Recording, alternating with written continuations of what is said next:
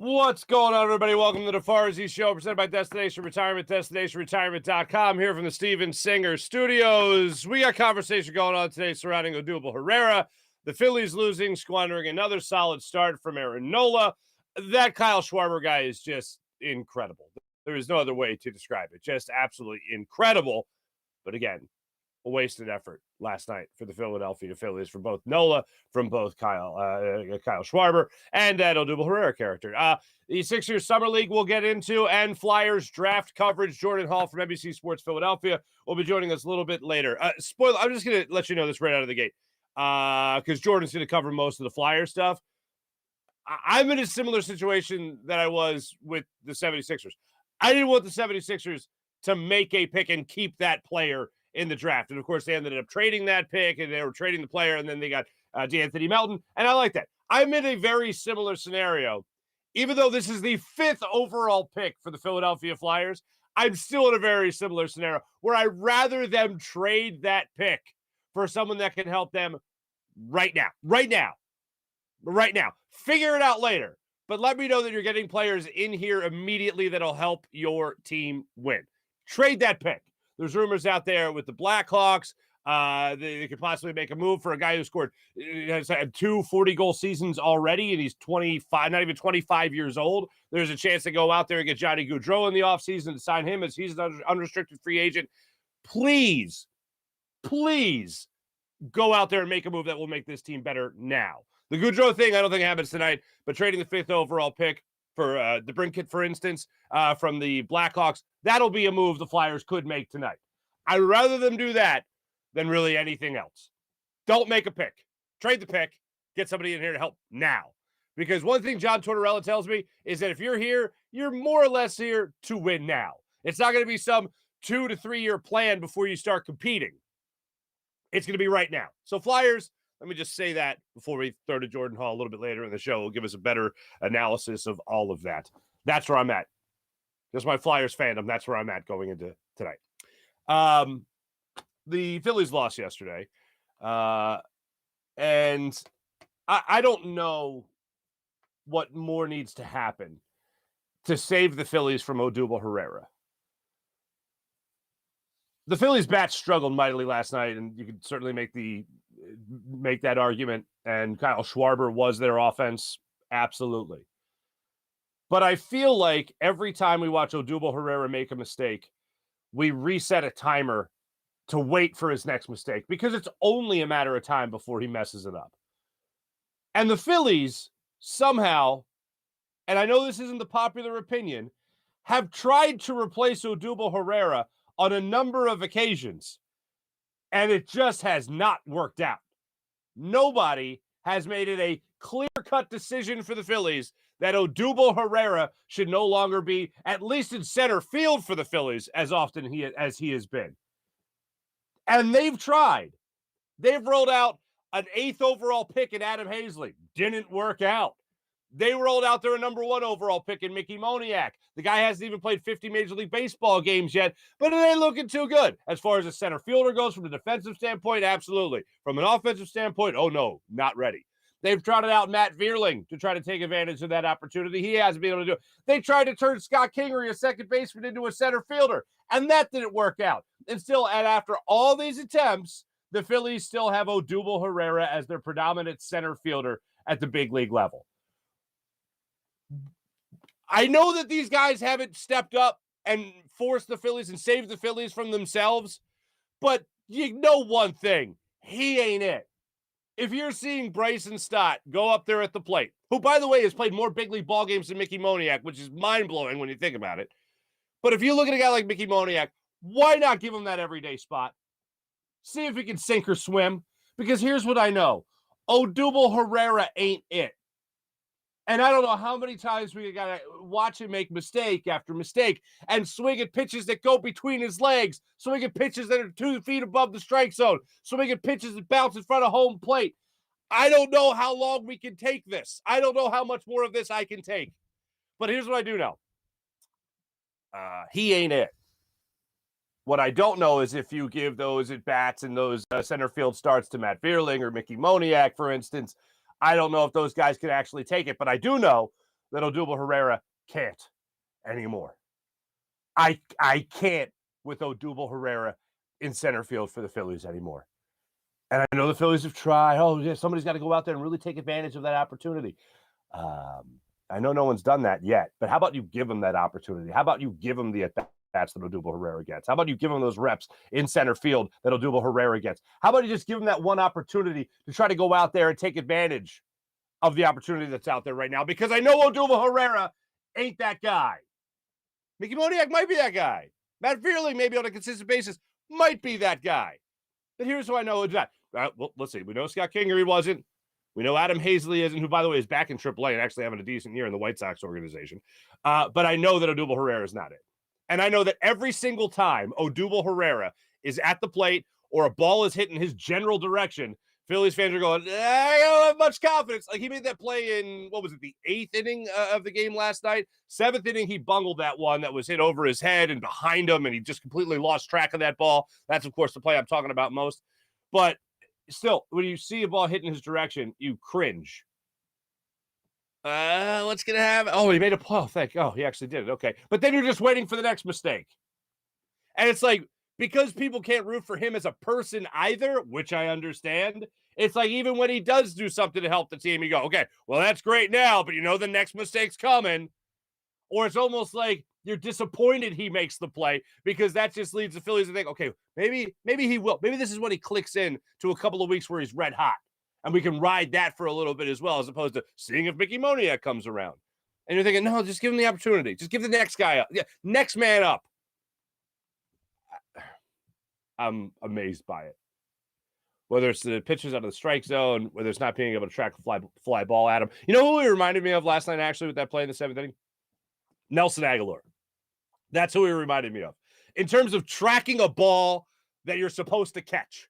Like, there was that one real infamous play with Nelson Aguilar where we were waiting for the coach's film to come out a couple of days after when the NFL Network would have Game Pass, and they would release it a couple of days after the game, like on the Wednesday following the Sunday game, whatever it was. And Nelson Aguilar was tracking a ball that landed a foot in front of him. And instead of putting his hands up to catch it, he just ran by the football. Like, that's what the play reminded me of last night with Odubel. Like, can he not track a ball? Is that the problem here? Because I think Mickey Moniak can track a baseball at least. A number 1 overall pick, I'd like to see have that opportunity to at least improve, to see if he can sink or swim. You're doing that in the infield with Bryce and Stott. Why not give the opportunity to Mickey Moniak? Oh, guys have been injured. Well, here's the other thing I know. Odubel Herrera sucks.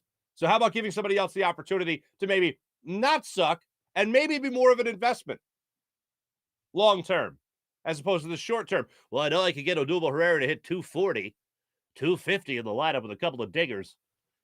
But I'll take misplay after misplay after misplay after boneheaded play after boneheaded play after boneheaded play. If you're a fan of The Office, one of the things I also thought about last night was when Dwight Schrute was running The Office, and they had, so many days since their last nonsense, that counting, it's like that with Odubel Herrera. So many days since Odubel Herrera's last boneheaded play or swing. It's beyond me. I said it when they signed Odubel Herrera to that 1-year deal before the season. They brought him back, and everyone was all the rage. This, that, and the other. Here's what it comes down to. Somebody, first off, the Phillies have to give the person the opportunity, but somebody has to step up and save the Phillies from themselves. And somebody, more importantly, has to save the Phillies fan from watching Odubel Herrera continue to play baseball for this franchise. That's what really needs to happen. So, Mickey Moniak, I'm rooting hard for you. Matt Vierling, rooting hard for you as well. Somebody needs to save the Phillies from themselves. I'll say this. I give the Phillies credit. It hasn't been without effort. They've trotted guys out there, as I rattled off before. Kingery, Hazley, Moniak now, Vierling here and there.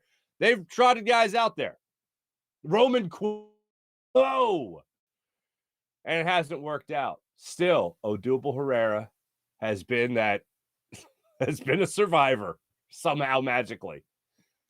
Last night's game, just because you're watching Nola pitch his ass off again. And you're seeing Schwarber be the only bat in the Phillies lineup that has been, consistently. Even though Rhys Hoskins has cooled off, Nick Castellanos, whenever you think he's about to break out of it, he goes in another slump. Like the double play he grounded into yesterday in the 4th inning, I want to say it was. You think it's something you can get going, and no, just squashes. But I was just waiting for a shoe to drop when it came to that game last night, when it was staying close. And Gray was pitching a great game. I give him all the credit in the world for that, and he was keeping guys off balance. He had 11 strikeouts last night. He was fooling guys. Guys were chasing the high heat often with him. An awkward strike zone, I will say, last night for both teams, I thought. But the Phillies bats that have been somewhat consistent or at least started to turn around, like JT Realmuto, Hoskins over the last month plus, as I noted, Nick Castellanos being extremely inconsistent, giving those teases as to when he's going to break out of it. Those guys just did not look like themselves last night. And Hoskins certainly didn't look like himself. Drew a couple of walks, got real lucky in the 8th inning with that pitch that should have been a strike 3 called. And he ended up forcing a full count and then walking. I was hoping the Phillies would be able to take advantage of that opportunity, and they weren't able to do it. But it was an awkward game last night and frustrating, mainly because of Odubel Herrera, and yes, because the Phillies bats outside of Kyle Schwarber were silent in the ballgame. So 4:05 start time today for the Phillies. We'll see if Odubel Herrera is in center field yet again. I know Joe Girardi would give Odubel Herrera those opportunities to kind of bounce back. And in one instance, I can remember it actually worked. I think that was the between the legs pitch he swung at, where it actually came out, had a couple RBIs the next day. I'm hoping Rob Thompson gives the reps today to somebody else, whether that's Moniak or Vierling or whoever else. I'm hoping those guys get the reps in center field. And you know what's crazy? I remember last year tweeting something out to the effect of, the problem with the Phillies is that they don't have a center fielder in the organization, meaning top to bottom, I mean, minors, majors, the whole thing. And everyone's like, they just won't play Odubel because of off the field stuff. No, it's because he sucks. And off the field stuff as well. And people, Odubel can play. Okay. That doesn't seem to be working out too well. Done with Herrera. In other news, PJ Tucker was in. One last thing on last night. Topper, when he was addressing the media after the game, and even John Kruk said this in post game. True, you can never in a game track it down to one thing as to why you lost, but sure as hell, when you see the play misplayed by Odubel Herrera in center field in the 7th inning last night, that play is the reason they lost the game. Topper, Rob Thompson, after the game, he tried to explain the play without totally throwing Odubel Herrera under the bus, saying that the ball was tailing away from him as he was trying to track where the wall was, basically, and he lost it. It's a tough play. I have no doubt it's a tough play. But if there's a player on the team in center field that I absolutely don't think makes it to that ball, it's Odubel Herrera. And now moving on. PJ Tucker addressed Sixers fans for the first time yesterday via Instagram and the Sixers Instagram account. Here's a look at what PJ Tucker had to say to his new fan base. Yo, what's up, Sixer fans? PJ Tucker, checking in my first day, signing in. Can't wait to get the season going. It's going to be fun. There you go. All right, that's fun. Now, because he's a classy guy, you know what he did? He decided to put something out there as well to Heat fans. And it immediately got commented on, which I thought was hilarious. Here's what PJ Tucker put out on his own Instagram account. And then you'll notice right away the person that responded below. PJ Tucker basically says, what a year. True underdogs that really got it out that mud and went against all odds. Miami, you will forever be my home. And Heat Nation, I can't thank you guys enough for the love you've shown all year. Through our journey together, though our journey together has come to an end, the love will forever remain the same. Jimmy Butler, bleep you and Joel Embiid. Yeah, I brought him into this. That is great. I received this via text from a couple of my friends yesterday. That back and forth, if you can even call it that, of Jimmy Butler being like, yeah, bleep you. And I just will always go back to it. Jimmy Butler, when I tell my grandkids about the process, I'll tell them Jimmy Butler is the one that pulled the rug out from under it. Good times. And I did again find that hilarious between Joel Embiid, between Jimmy Butler and PJ Tucker. really miss Jimmy Butler. Really miss that guy. Anyway, well, there you go. Let me tell you about the great people at Destination Retirement, destinationretirement.com. Ladies and gentlemen, Mike Seibert is a retirement income certified professional at Destination Retirement LLC and a proud partner of 1847 Financial and an advisor for Eagles, Sixers, and Phillies fans only, and maybe next year with John Tortorella and whatever they do with the 5th overall pick, the Flyers as well. When it comes to long-term savings, why are you giving up the current enjoyment of your income? The answer is have income streams in retirement. It only makes sense then to understand how retirement income streams work so that you can direct savings in ways that give you the highest income when you retire. Think of it like climbing a mountain. Is the objective just to get to the top of the mountain, or is the objective to get to the top and then safely back down the mountain? Going up the mountain is your accumulation phase. Going down the mountain is your distribution phase. These are the two different phases of your financial life, and each should be addressed separately. This month, let's talk about college planning. We all know that college is expensive. Have you ever thought about how it will affect your retirement? Let Mike show you an efficient way to help you pay for your kids' college education and still retire on your own terms. Your first step is to avoid starting your growth cycle over by depleting accounts like 529s for big expenses like college. You don't want to lose your position on your growth cycle and have to start over. You can't get that time back. Instead, set yourself up with the ability to use vehicles that you can take money out of without starting your growth cycle over again. Find out how your annual retirement savings can help your college savings and how your annual college savings can help your retirement savings. Michael, set up your own portal and retirement analyzer, then use the software to help you navigate through the different phases of your financial life. For questions or to set up a meeting with Mike, you can email him at gobirds@1847financial.com. That's gobirds@1847financial.com, or call his office at 484-275-6035. That's 484-275-6035. You can also visit his website, destinationretirement.com. But as always, go Birds and go Phils. Here's one good thing about the Phils I failed to mention in the open. One good thing about the Phils. Cardinals lost also. So there you go. That's at least that's something. At least that's something for you. Steven Singer of Steven Singer Jewelers. One place, one price. The perfect price every day. Online at IHateStevenSinger.com. Looking to get engaged, ladies and gentlemen? Trust one man, Steven Singer of Steven Singer Jewelers. The man's been in the love business in Philadelphia for over 40 years. Helping the good people of Philadelphia get engaged. When it comes to diamond engagement rings, no one has more beautiful, dazzling diamond engagement rings than Steven Singer. When it comes to the perfect gift, nobody has more dazzling diamond jewelry in general than Steven Singer of Steven Singer Jewelers. When you walk in, you know you're going to get one thing, two things at Steven Singer. You're going to get treated like family, and you're going to get the perfect price because Steven has the perfect price guarantee. When you walk into Steven Singer Jewelers, a real jewelry expert will walk you through all the beautiful inventory and make you feel comfortable like family. And you can relax knowing you don't have to negotiate, you don't have to haggle, you don't have to think you got to really work hard to get some kind of crazy deal like you might at some other jeweler. But at Steven Singer, he guarantees you the perfect price every single time. So you can just relax and concentrate on what it is that you want. Steven Singer Jewelers, one place, one price, the perfect price guaranteed every day. Online at IHateStevenSinger.com. Always fast and free shipping at IHateStevenSinger.com. Without further ado, let's jump on the Roth and Orthopedics guest line. Now, there's a couple of guys here that I definitely want the Flyers to go after. When we talked to the Nasty Knuckle guys, they talked about Johnny Gaudreau really wanting to come to Philadelphia, his hometown team, more or less the team he grew up rooting for, and also Alex DeBrincat of the Chicago Blackhawks, who, as I said, have scored 2 40-goal seasons already at 24 years of age. That's pretty good. For more on this and what could happen with the Flyers tonight, my old friend Jordan Hall of NBC Sports Philadelphia stops by the program on the Rothman Orthopedics guest line.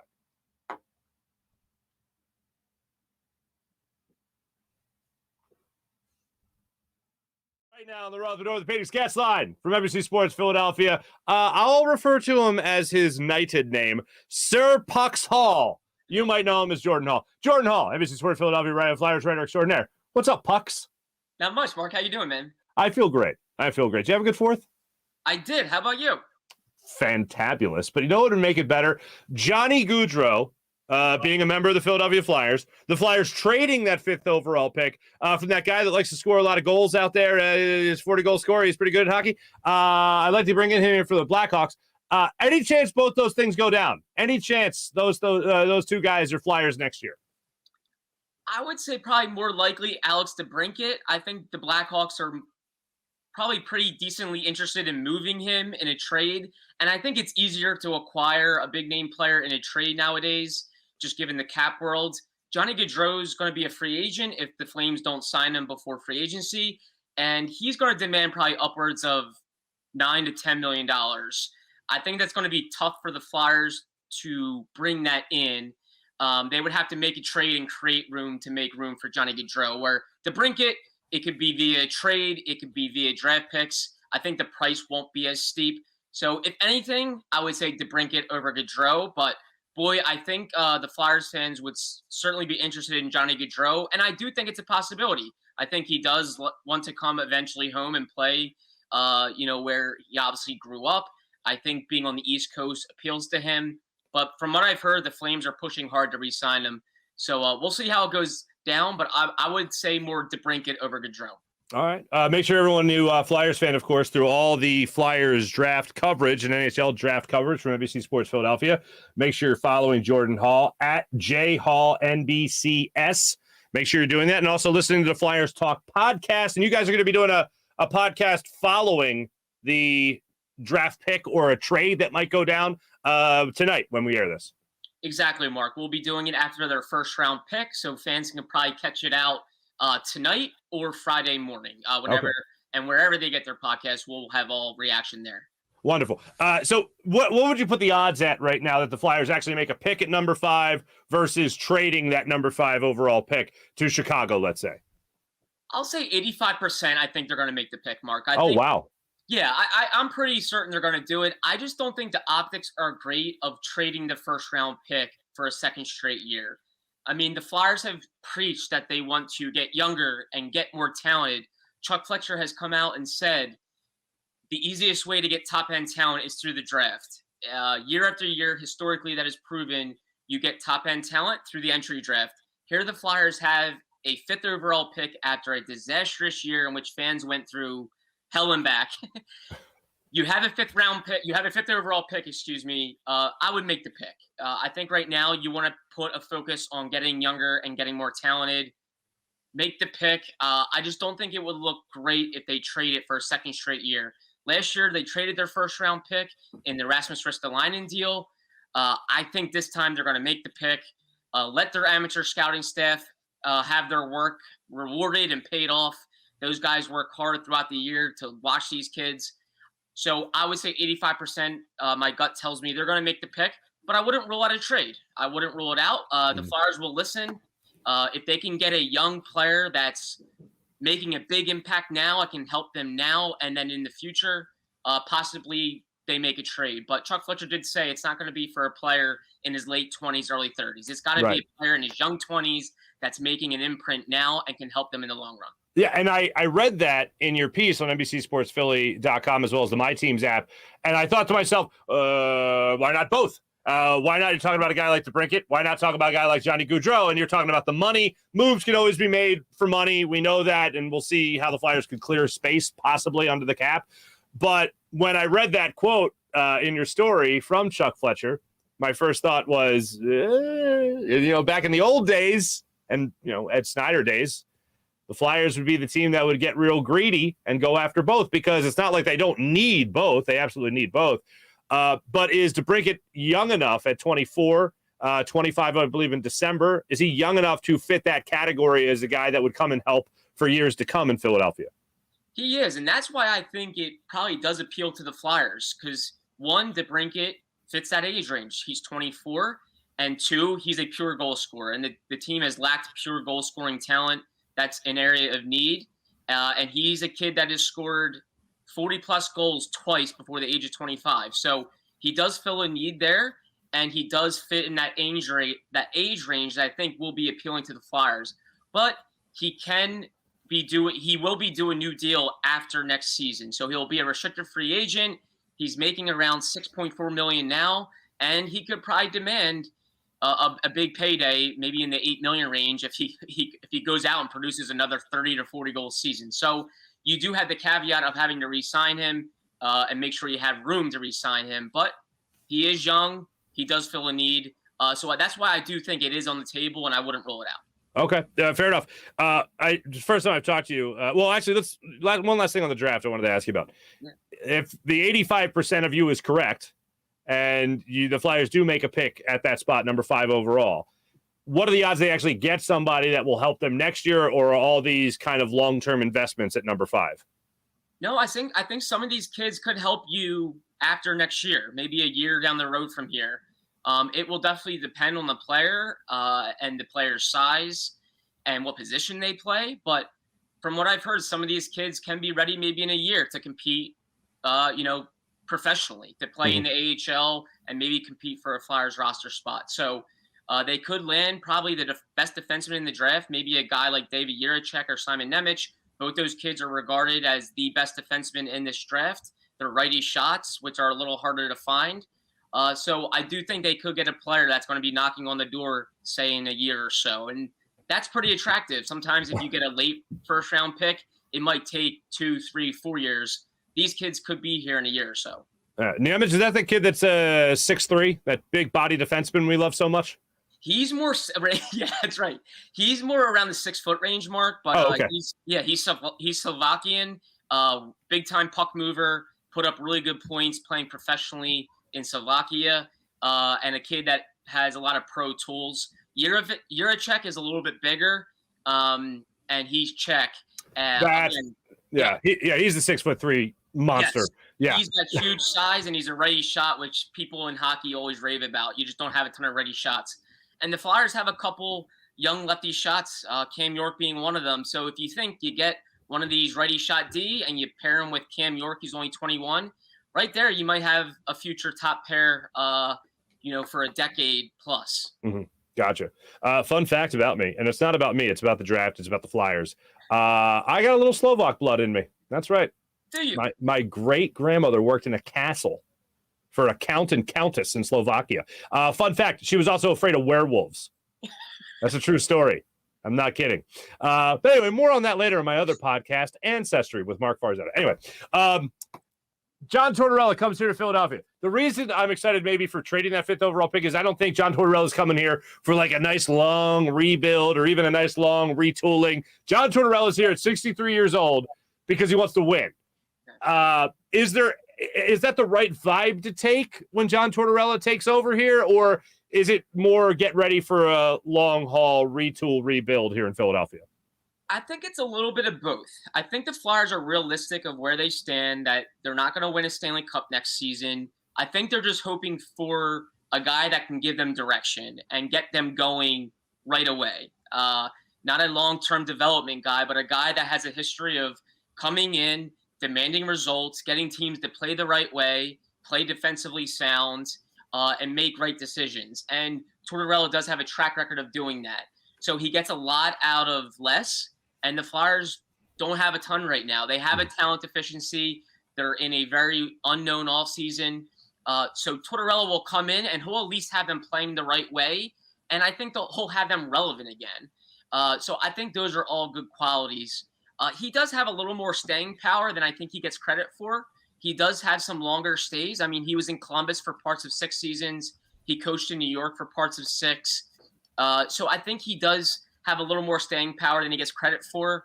But he will get results, I think, quickly. And I think the Flyers right now just need direction. I don't think they had a ton of direction. I think they have players that want to win, and I think they have players that care. But I don't think they know how to go about it. And I think a guy like John Tortorella will go in there. He'll have presence. He'll demand results. He'll demand the right way to play. And I think that's good for the Flyers because they don't need to be a Stanley Cup contender now, but they do need to have more direction and get fans kind of on board again. And I think a guy like Tortorella can do that. Okay. Look, you're a writer and you're a hell of a hockey writer, and I say that with all sincerity. But let's play the role of salesman for a second here. Okay. And look, you know me well. I love the Flyers. I've been a huge Flyers fan my whole life, and I just want them to be relevant. Like, in a way, like what jumps to mind, and I know this is so random, but Doug Collins, when he took over the Sixers as the head coach, he said, I want the Sixers to be relevant again. And then the next thing you know, they were fighting in the Game 7 of the second round of the playoffs. Heard that before, but it was under Doug Collins. It was like news. How do you make this team relevant again? If you're talking to a Flyers fan and people see on the street, whatever, and they ask about the Flyers, what should I be excited about? What should I be excited about in the upcoming season? Nothing to do with the draft, but what should I be excited about right now as looking at the Philadelphia Flyers? I think the Flyers have two things that should excite fans. One, I think they have a fun and fiery head coach in John Tortorella, and I thought that was the start. I thought that was the start of the organization saying, hey, we have a head coach who's been there, done that. He's fun. He wants to interact with fans. He's going to be fiery. He's going to show his emotions. So right there, I think you have it behind the bench. I think there's not going to be many dull days in John Tortorella land. And then I think Carter Hart still, to me, is a big-time ticket seller. He's 23 years old. I think he's already had success. I think the sky's the limit for him. So you have a head coach and you have a guy at the most important position on the ice in net, only 23 years old, and going to be getting better. And I think one trademark to Tortorella teams are they play the right way in front of their goalies. They make life easier on their goalies. So you get Tortorella and you get Carter Hart, you pair them together. I think you're going to have intriguing hockey to watch.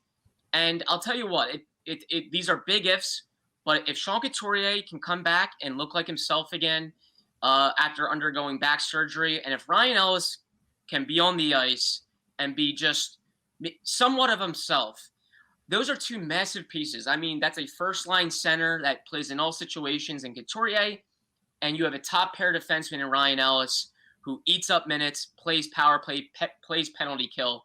They had those two guys for a combined 33 games last season. It was just a mess. You put those two guys in the lineup, if they are healthy, and those are big Fs, but if they are, I think the team is a lot better. I think it's a lot more interesting. And I think those are two guys that play Philly hockey, that want to bust their butt, want to play in all situations. I think they can really play the way Flyers fans want to see hockey. So if they're healthy, I think the team will be a lot more interesting. Two things regarding the former and possibly the current or future captain of the Philadelphia Flyers. One, where do you think Giroux ends up next year? Ooh, great question. Mark, I will say a Canadian team. I know that doesn't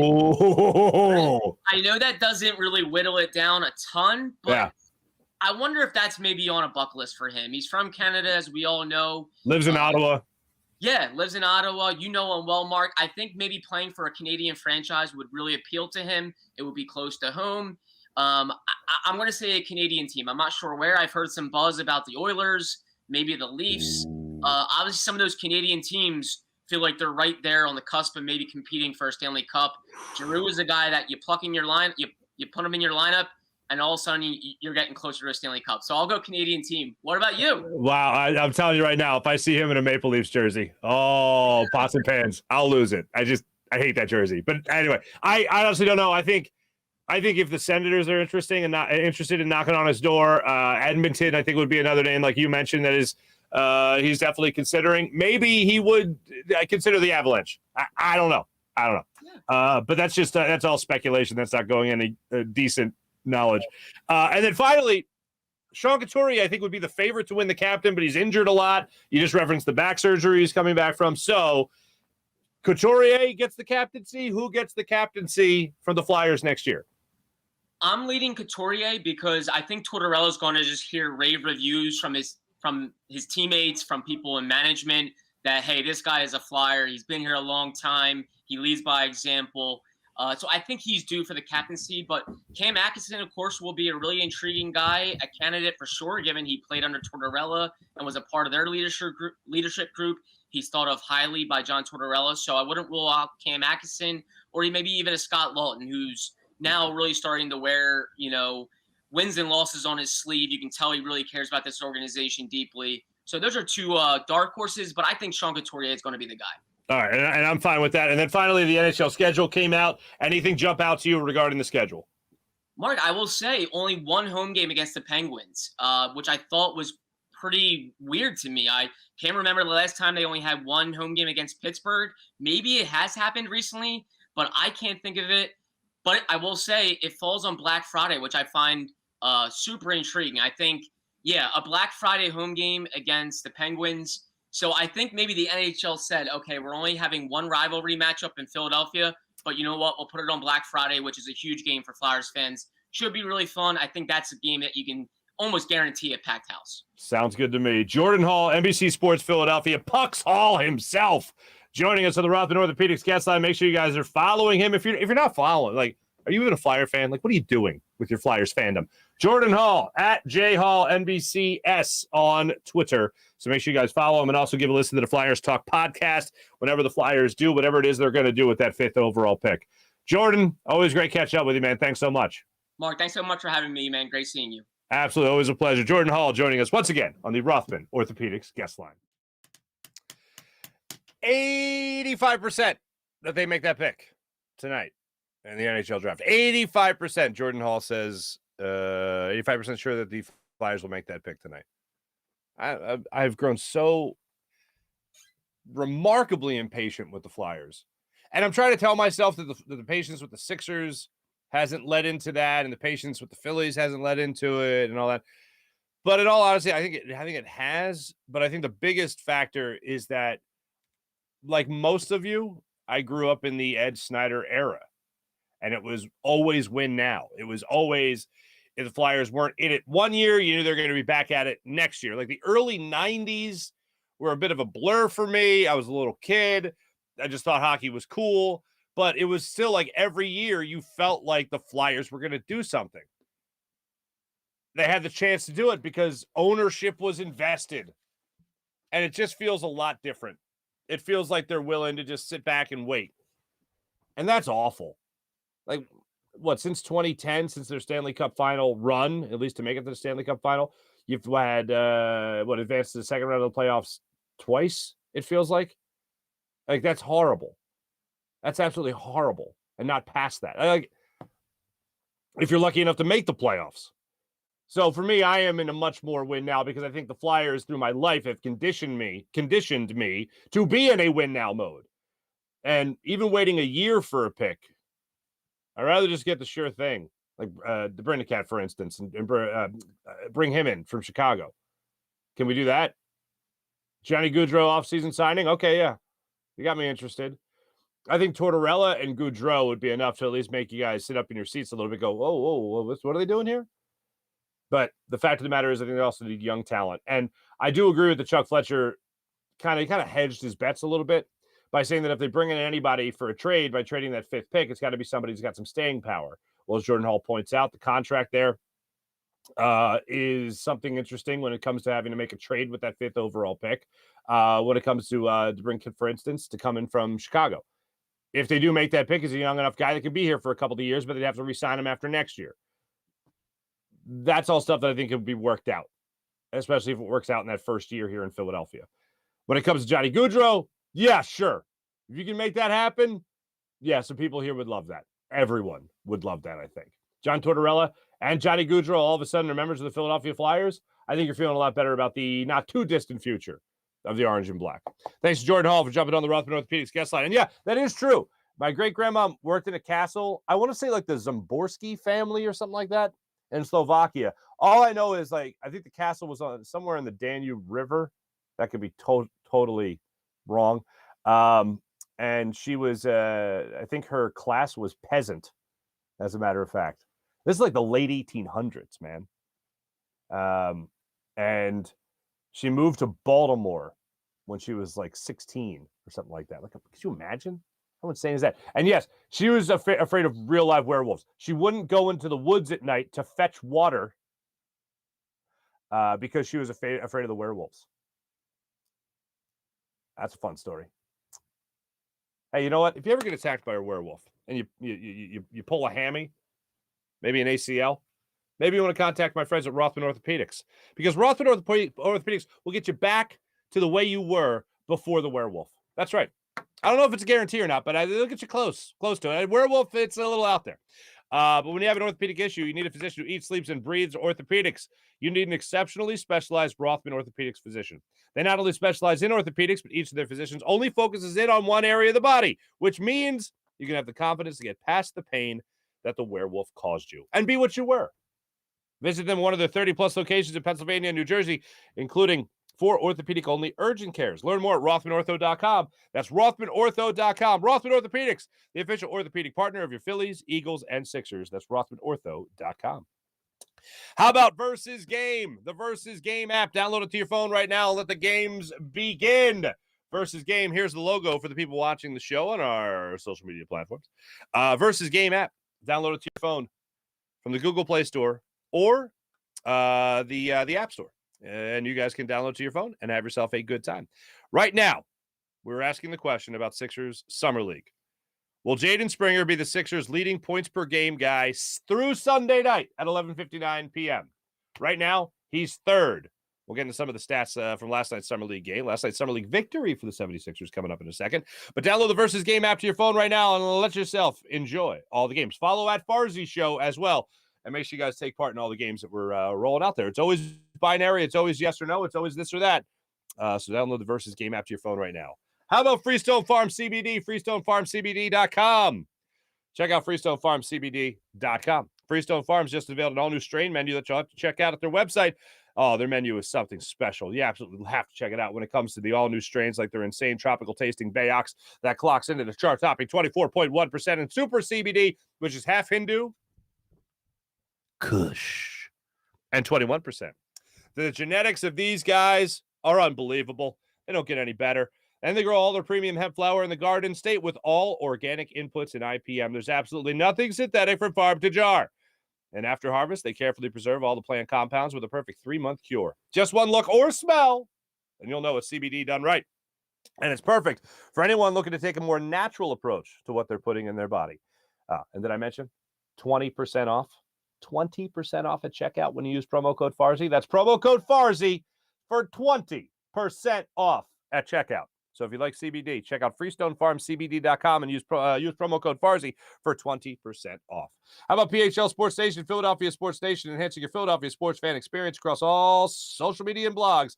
That's PHLSportsNation.com. Let's jump into our chat check, see how you fine people are doing. Nice to see you. Let's see who we got here. Kevin's leading it off for us today. Kevin, what's going on? Mickey, what's going on? Kevin, hello again. April, Sean, Gillespie, what's going on? Cat 60. Maybe they should try Stott in center field, I assume. I'm open to any and all suggestions at this point. Open to any and all suggestions. Mally, I saw you back in here. Mally, what's going on? Jim Grassmeter, how are you? Nice to see you. Kyle Schwarber's on fire, says Mickey Diaz. No doubt about that. I was looking at it last night. No Philly has hit more than 40 home runs in a season since Ryan Howard in 2009. Bryce Harper has had, I believe, 235 home run seasons, but nobody has hit more than that since Ryan Howard's 40-plus home run season in 2009 when the Phillies lost the World Series to the Yankees. That's insane. And even that year was the year Raul Ibanez just went nuts in the first half of the season and then really tailed off in the second half of the season. But all the numbers you're seeing from Kyle Schwarber are all comparable to the first half of the season, first 80 games with Raul Ibanez as the Phillies' predominant left fielder. So Kyle Schwarber could set some power records this year, or at least break a trend for the Phillies this season. And yeah, possibly could break a home run record as well. 3 home runs away from getting 30 in the first half. That's pretty good. Halfway to 60, that's pretty damn good. And whenever this happens, whenever somebody starts belting home runs left and right and all that stuff, I always think about this one thing. I always think about just what I grew up with, I think, is what kids don't have that today in terms of chasing 61. It's that home run record is forever tainted by the steroid era. And that's unfortunate because at this point we'd be thinking, oh my God, 61. Like I used to think of the number 61 as a kid, just like with this majesty about it. Like, can someone get to 61? Ken Griffey Jr. was getting close, I think, before the strike in 94. But there were guys that, can he do it? Can he do it? And now it just doesn't have that same appeal. April, still love Jimmy. April also says Jimmy needs a hug. Did I catch that from you earlier?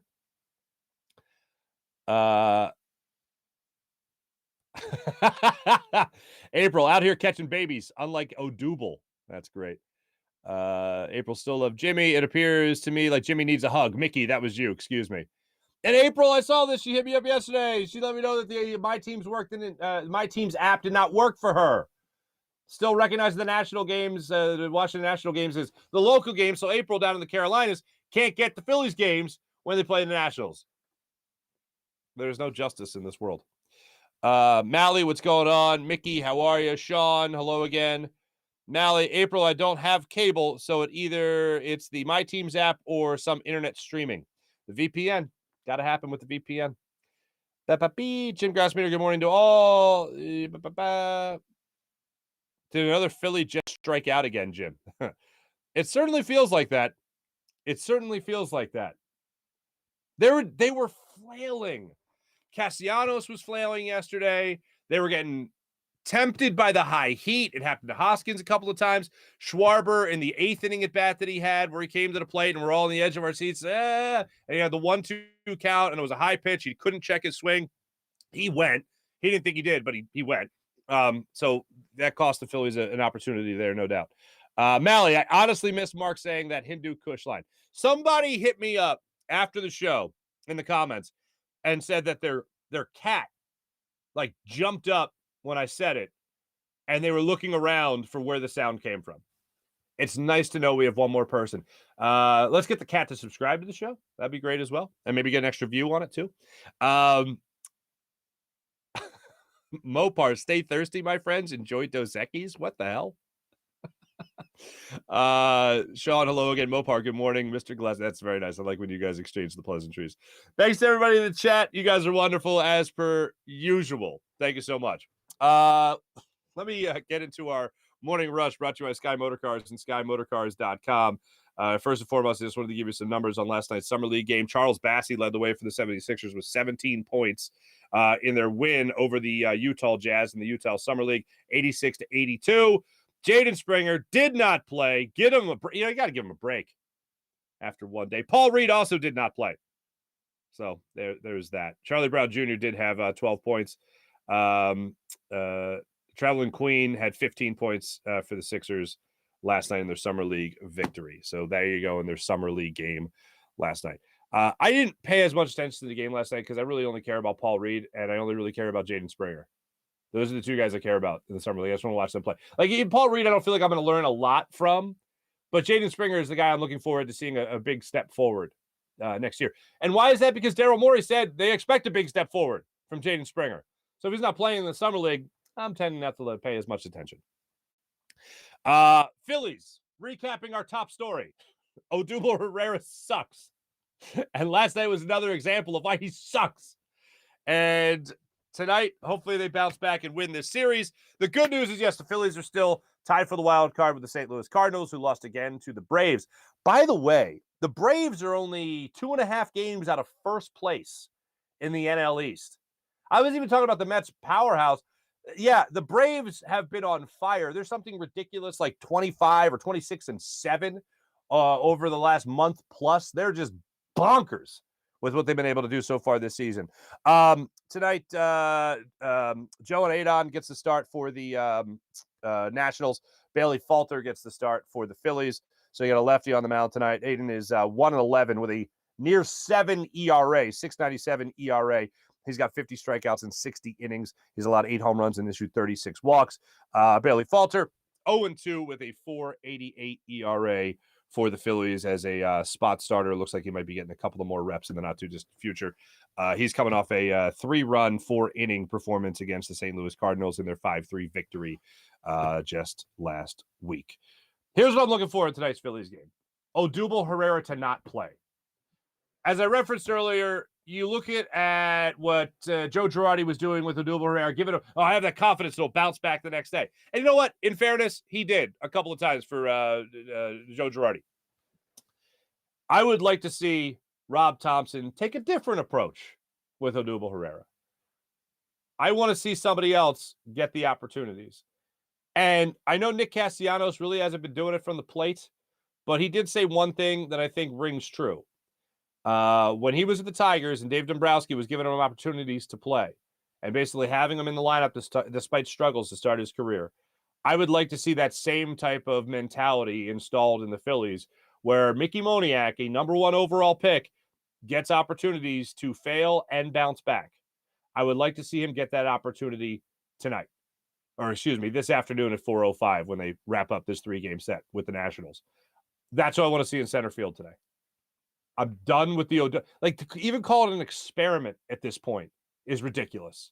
And all the names that I've trotted out earlier in the show that should have been able to dethrone Odubel Herrera that haven't been able to, I like at least that throne to grow a little bit wider so that one more guy could sit on it for at least a longer period of time, and that's Mickey Moniak. Because right now, in terms of an option to invest in somebody, really see if he can have success at the major league level, I think Mickey Moniak is a guy that needs that chance right now. If Bryson Stott's getting that moment in the infield, and granted that's without Gene Segura back yet, and Didi Gregorius being in and out of the lineup with injuries or what have you, I would like to see somebody else to get that opportunity in center field, because the one thing we know is that Odubel Herrera is not that guy.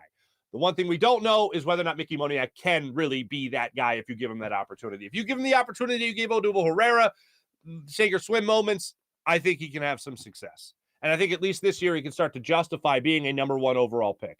The average right now certainly is not doing that. The power numbers certainly are not doing that. What you have seen from him in his first 40 to 50 games in the major league level has not done anything to really warrant the opportunity that I want to give him.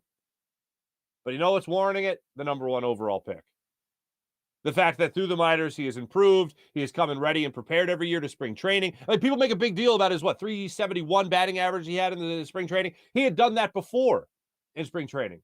So he showed you that he could at least come into a season prepared and ready. He had the unfortunate hand injury he was trying to make his way back from. He hasn't played that much baseball to begin with this year since spring training. Give him the opportunity to work it out.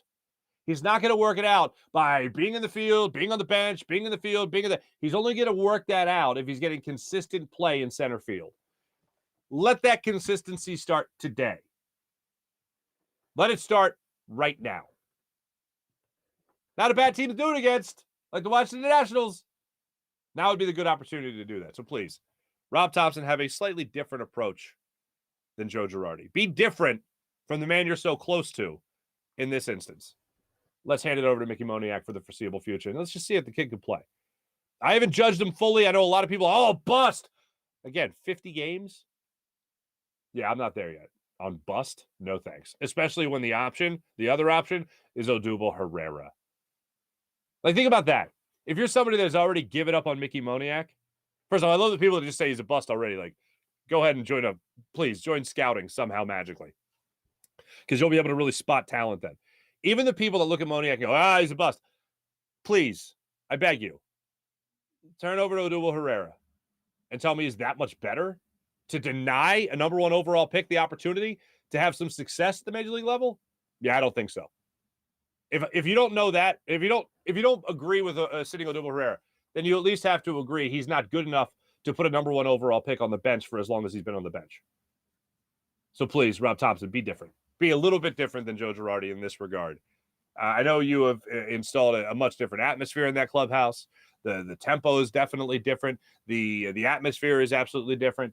Let's be different in this very specific thing of who starts in center field and who doesn't. Because I think, like everybody else, I am done with Odubel Herrera in center. If there's one theme from today's show, that's it. Flyers trade the 5th overall pick, please. And then, please, no Odubel Herrera in center field tonight. Do me this favor, please. We're all begging.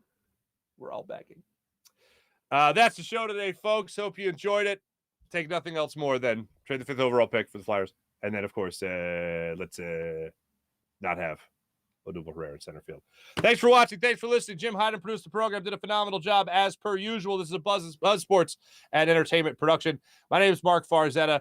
We'll have some reaction from tonight's Flyers draft, and hopefully wrapping up this series with the Nationals by taking 2 of 3 from the Nats. Hopefully we can talk about that. Some positivity for tomorrow's program. Have a great rest of your day, everybody. Take it easy.